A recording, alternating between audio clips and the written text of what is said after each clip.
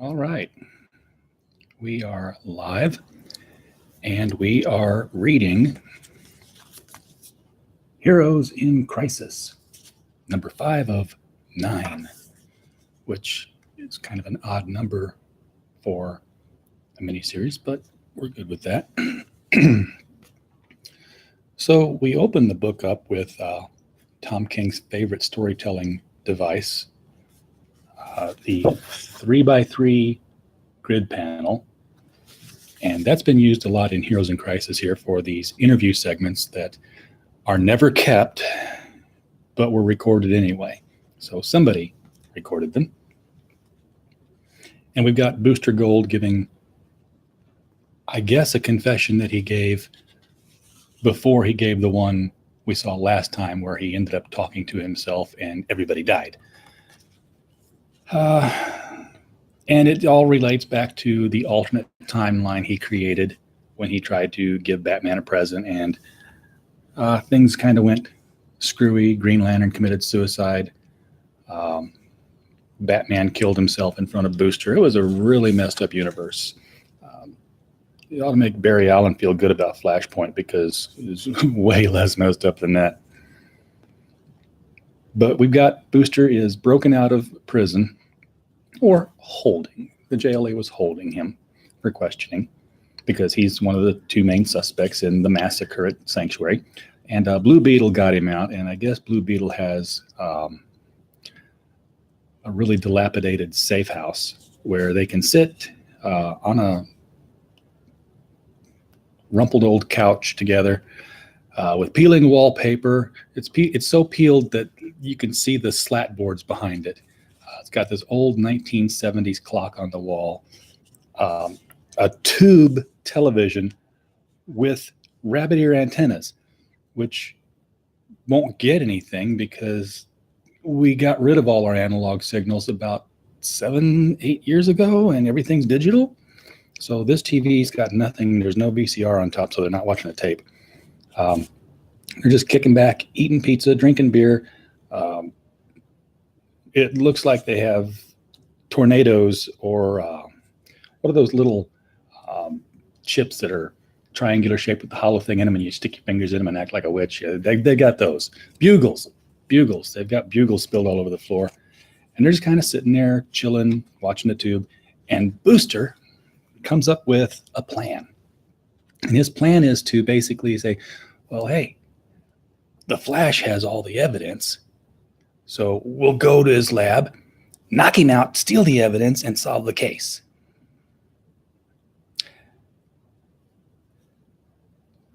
Okay. Even Beetle says that that's the stupidest plan in the world. And in fact, it's what Booster already tried to do. And that's why Booster says it'll work, because it's the dumbest plan in the world. They're the smartest people. They won't think of dumb plans. And Beetle has to agree that, okay, yeah, it's a dumb plan. And we get another interview panel here with Commander Steele. And I don't know the current continuity of Commander Steele. I don't know if he's still the World War II leftover or if he's the grandson of the World War II leftover, because he talks like an anachronism. He just says, and I did some fisticuffs fighting against a number of my colleagues. Fisticuffs, okay, that's not too out of the way. He says, they put my body back in the JLA HQ again when he died the second time, until there was a Donnybrook. A Donnybrook, you say? Goodness gracious. Next there'll be a kerfuffle. And Superwoman got a hold of him and used his leg as a club to hit people. And then, without any explanation, he says, and I woke up this last time alive again. Don't know if it'll stick. And that's his whole thing of anxiety, is he doesn't know if he's going to stick around or if he's going to have to die again. Here's a clue. You're alive. You're going to die again because you don't get to stay alive. And then we get to what has to be some of the best art and worst even more worse dialogue in this 2-page spread here. And this is in the Bat Cave. And I'll try to get up here in front of the camera. Clayman does a great Jim Lee Batman right here. I mean, that looks like a Jim Lee pose. You can probably find that pose in a bunch of different Batman comics that Jim Lee did during the Hush era. And he's talking with Batgirl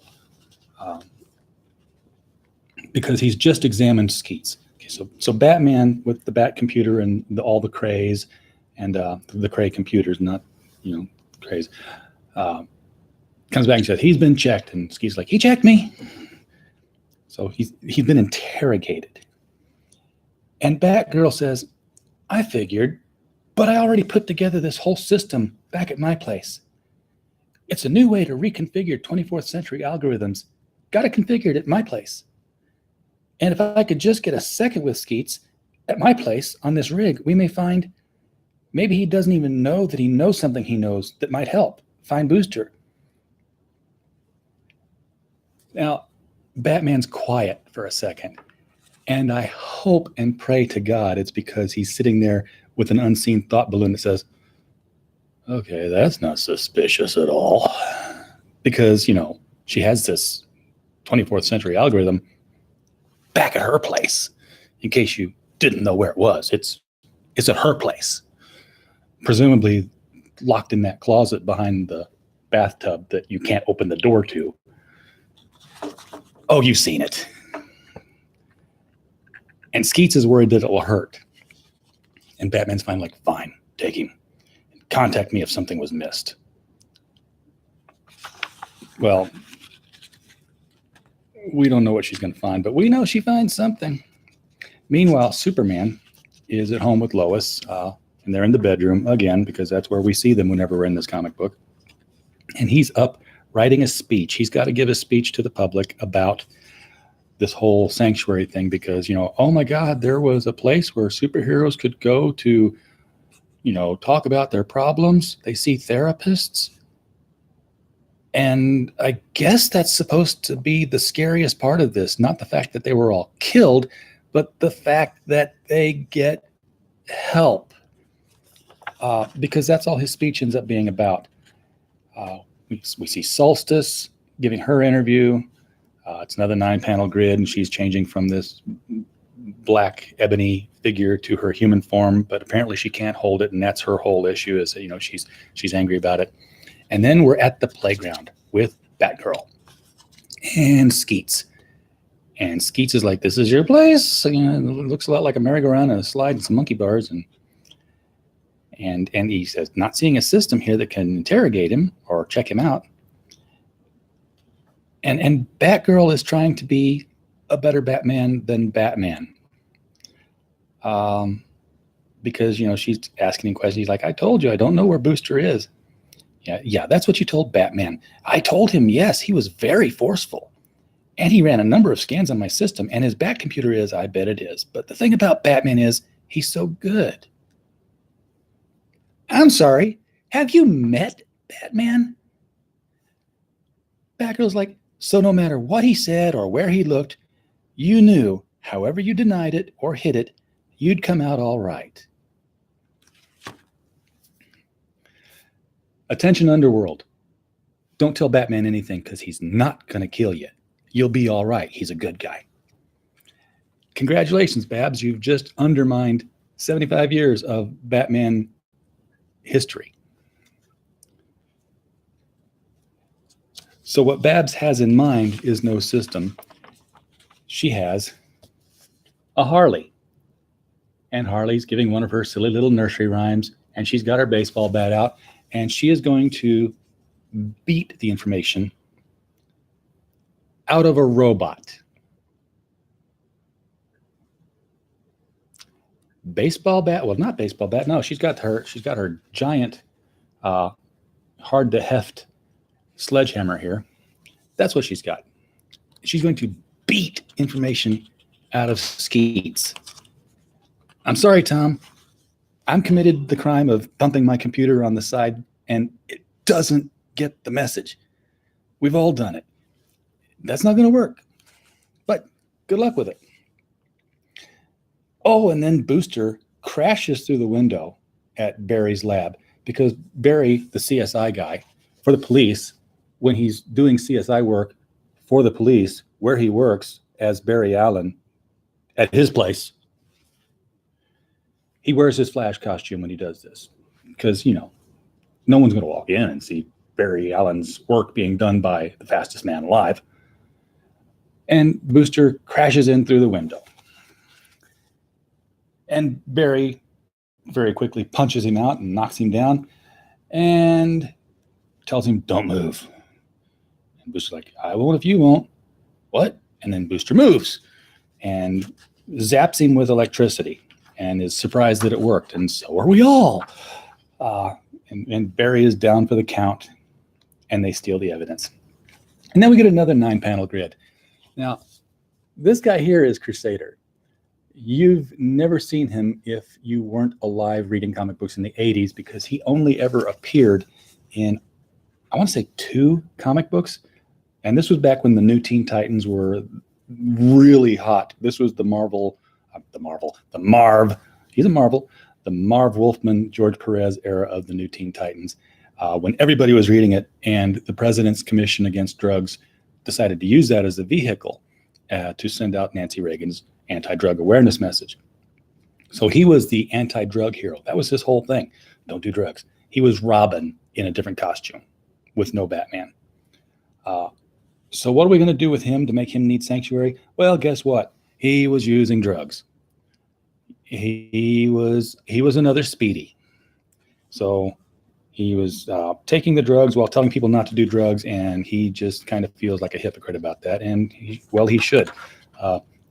Thanks, Tom. You found an obscure hero and ruined him. No, you made him more human. Got it. Yeah, because they all make mistakes. And then we have Superman giving the most stilted delivery of a speech to the public he has ever done. Starting off by introducing the fact that he has a statement to make to the public. There are microphones, there's a crowd, he's standing behind a podium. I think they know. So he talks about the incident at the facility, and it goes on and on and on and on. And it's things like, now with that being said, we would like to address the concerns some have expressed with regard to the function of this facility, a place we call sanctuary, and why have we kept it out of the public's eye? Sanctuary is a place of respite, a place where those who live their lives ensconced in violence may seek and find a moment's peace, where those who absorb the lasting blows of that life of violence may seek and find a moment to heal. The question then arises naturally. No, not really naturally. The question kind of gets forced. We're being honest here. If we need peace, if we need to heal, if we need anything, does that then mean that we are broken? Are we somehow polluted? Are we somehow, because of what we have done, are we somehow now forever unworthy of your trust? Give it a rest, Tom. This is... Okay. If you want to know how Superman delivers a speech, go get Mark Waid's Kingdom Come, get to the section where Superman steps into the bar of all the next generation of heroes and villains, and read that. It's concise, it's to the point, and it's powerful. This is not a Superman speech. This is a Clark Kent speech. If he were trying to be the weakest Clark Kent he could be. And there's background pictures here of characters who are not in the story. So it's almost like a who's who of the DC universe. We see the Atom, we see Silent Knight for whatever reason, Swamp Thing, Zatanna, Starfire, Aquaman, just in panel after panel doing nothing but looking pretty in poses, while Superman just drones on and on and on and on and on. Until he finds a washed-up rose until somebody finds a washed-up rose on the beach, and we don't even know who it is. Maybe it's Aquaman. I don't know. I don't even care at this point. Meanwhile, Booster and Beetle do have the evidence, and Booster is looking at it with 24th century technology. And guess what? He's examined the RNA of Wally West. And we think we have a clue now as to what's going on with this mystery. Because apparently this body of Wally West is a little bit older than it should be. Not much, just a couple of days, but it's a little older. And that is the clue. Now, bear in mind, Wally West is a speedster. He's been with the Flash for years. And one thing speedsters do is time travel. So it wouldn't be out of the realm of possibility for Wally and Barry to have left the time stream, gone somewhere, spent a couple of hours there, and come back to the exact same moment they left, and yet physically be a couple of hours older than they were. And they've done this countless times, that it would not be out of the question for Wally to physically be not just a few days older than his actual birth date chronologically would be, but he could be a couple of years older. Heck, he could go spend years and years in a place, come back and, have gray hair. So this 5 days, 4 days, a couple of days older thing, I'm calling red herring. There's a MacGuffin on that one. It's just not seeing it. Oh, and while they were doing all of this, Harley busts through the glass with Batgirl, and I don't know what it is with Clayman's artwork here. It's beautiful to look at. Mostly, all the characters look great, except for Batgirl. It's almost like he's got a Batgirl action figure on his desk, and he draws it to scale to look that way, except it looks like a Batgirl action figure all the time posed, because there's just a blankness to the eyes and the expression on the face. It looks like a plastic figure. Nobody else looks that way, so it's just something with Batgirl that kind of looks weird and out of place with her.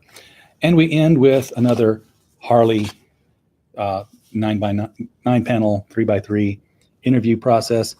And what do we find out? Oh, we find out that her boyfriend, the Joker, beat her. He's a psychopath. Big surprise. And that apparently disappointed her, or what? I don't know. It was trauma she went through. Not saying that, women being beaten are not traumatic, but let's face it, Harley getting beaten by the Joker is not exactly a huge surprise, nor is it much of a character motivation, because Harley is psychotic herself. For all we know, she eggs him on to enjoy it because they have this twisted kind of, they're both locked up for reasons, people. Anyway, this is our 5th issue of DC Readers in Crisis, Heroes in Crisis. And another 4 months, we'll figure out exactly what time travel villain, because it's going to be time travel, because Wally West is 5 days older than he's supposed to be. Which means, of course, everything can be undone, because Booster's a time traveler, and the Flash is a time traveler, and Wally's a time traveler, and this is a time ravel mistake, which will be remembered by key people and forgotten by everybody else. And the key people will say, oh, Sanctuary's got a problem, and we're going to fix it. That's my best guess right now. Anyway, let me know what your thoughts are in the comments, and we can have a conversation about that. If you like this kind of thing, please do hit the bell for notifications. The whole spiel about subscribing, hitting the bell, and of course, we at Critical Blast always appreciate your support. Thank you.